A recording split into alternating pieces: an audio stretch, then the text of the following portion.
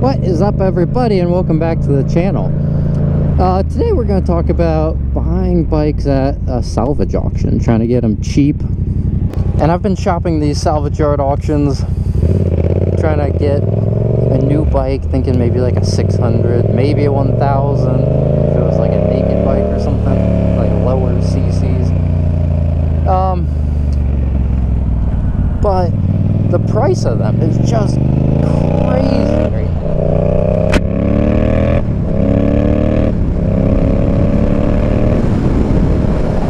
I mean, the price of these salvage yard auctions and stuff has just gotten so out of hand.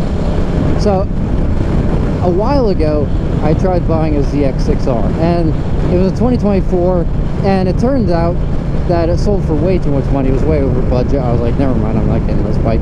But it turned out to be a really good thing, because then Kawasaki issued that whole recall, and so it's like, well, that's pretty good. I didn't win the auction because I wouldn't want to have a bike that's a salvage title and would have a main bearing issue in those engines, and then Kawasaki would be like, oh, we're not gonna, cover it because it's a salvage title vehicle, we'll only cover it for the original owner, or who knows, something like that.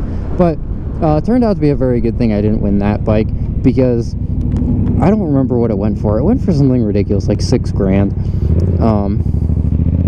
And like, it's a salvage title, crash 2024 ZX6R. It's, in my opinion, after you pay all the fees and stuff, $6 grand plus, at least several $100s in fees, just not worth it.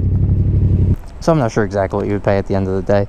I think I did the math on it. It was like $7,500 maybe. Maybe a little bit more. But it just wasn't worth it to me. So anyway, I was shopping the auctions again, and there was an MT10 that came up. 2021 MT10, really good condition. And I was like, oh, this could be great. Like, the auction was at like $250. I was like, this is awesome. I'll win this one. So I was all excited for this MT10, right? Like, the auction was only like $250 before it went live. And it seemed like a really good deal, like fairly low miles. I priced out how much it would cost to redo it, and it looked like, it had a bent rim in the front, and a new rim was like somewhere between like $400 to $600, depending where you got it on. And so I was like, okay, that, it doesn't look like the forks are, messed up, and it looked like a pretty good opportunity. Especially to get something for the racetrack that could be like a little bit faster, a little bit more like on the pace in the straightaways and stuff. So I was watching this auction all day, and it ended up closing at like $5,300. So fair market value was somewhere between like 10 or 11, and it sold for like $5,600. And then after all the fees, right, because it's like a couple $100 fee to the auction site for the purchase price of it, and then it's like a storage fee to the auction site, and all these fees on top of it. And then after you do the cost of repairing it, and that's factoring in like $0 in labor, like you fix it yourself, it was still like you're paying at least $7,500 for this bike that's worth 10 grand. And to me, it's like, that's just not worth it. It's just not good enough. It says it's 102 degrees outside. Holy cow. I noticed that this bike was running a little warm. That explains it. And that's also factoring in $0 delivery. Like, that's because I could pick it up locally. And so the person who won it, if they were out of state winning it, they were paying, like $8,000+ for this bike that's only worth 10 grand. And I was like, at the end of the day, you just have a salvage title bike that still like needs repairs, and it has diminished resale value. And I'm like, makes no sense to me. Just gonna scoot past y'all, please. Thank you, thank you, thank you. Thank you very much. Thank you, thank you, thank you.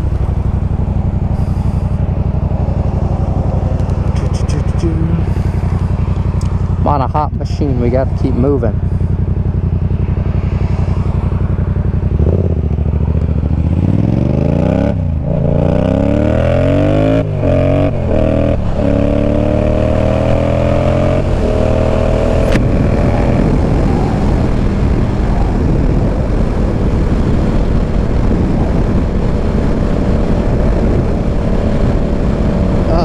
My hands are sweating. It's so hot. My hands like never sweat.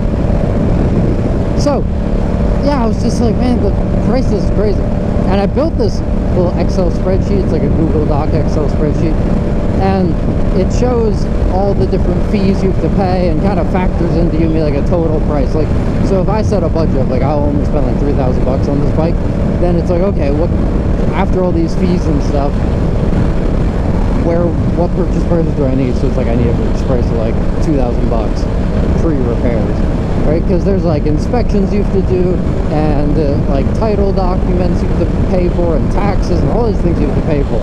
And then at the end of the day, you got a diminished value bike, so it won't sell as easily, like it probably won't sell as quickly, because you need to find a buyer who's okay with the salvage title, and then you're not going to get as much for it, obviously, right? And so it's just like, man, you guys are ruining the salvage. I don't know who it is that's bidding up these bikes like crazy. Like, I don't think it's dealers, because I don't walk into dealers and see salvage title bikes.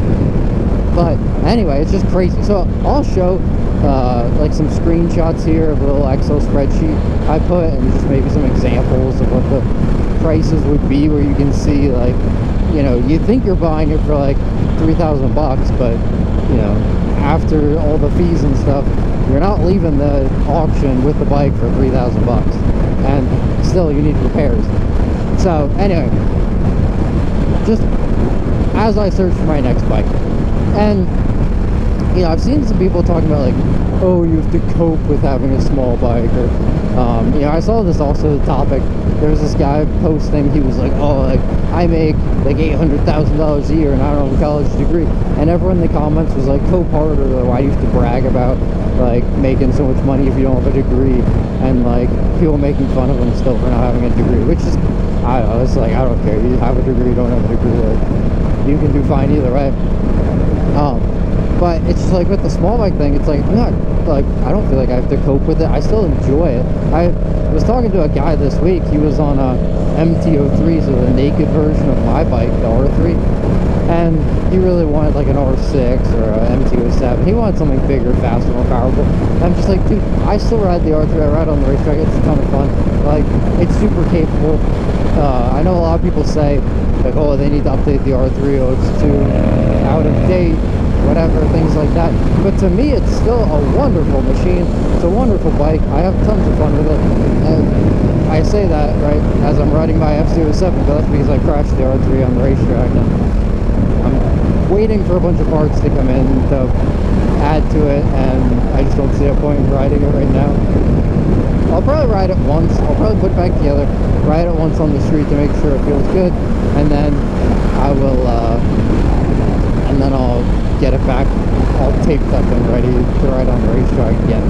Because my goal is to ride VIR North Course later this year, so we'll see if we can pull that off. But yeah, so I was just thinking about that whole, like, people being like, oh, cope harder, and like a bunch of copium and all this kind of comments, and I just don't get it. I'm like, man, people are missing the point. Like, I was thinking about it today, like how it's like, do I really regret not getting that MT10 as I ride my MT-07? And I'm like, nope, not at all, don't care. Like, this was such a hot day, and it's such a hot bike, and it's like, man, if I was sitting on top of, you know, a detuned R1 engine, I would probably not be having more fun. You know, it's like, I don't know that I need more power today. I probably need less heat. I probably need more water to like rehydrate, and that's kind of it. Like, so I don't know, I was like, the MT-10 doesn't really look that good to me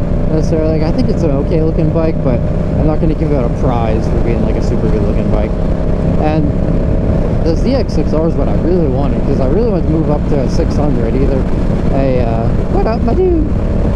I really want to move up to either a ZX6R, an R6, maybe like a 2007, 2008 Honda CBR 600RR. I wanted to go to a 600 basically to ride at the racetrack for next year.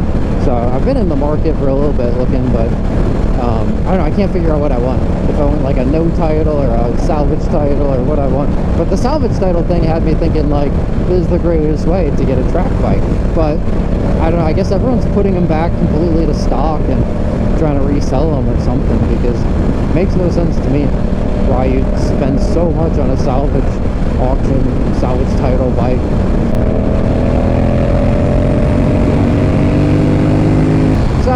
that's all I wanted to talk about. Curious if you've ever shopped the salvage auctions, if you found good deals. But I just feel like they're crazy right now. It's such high prices. So anyway, you all ride safe, and I will catch you all in the next video.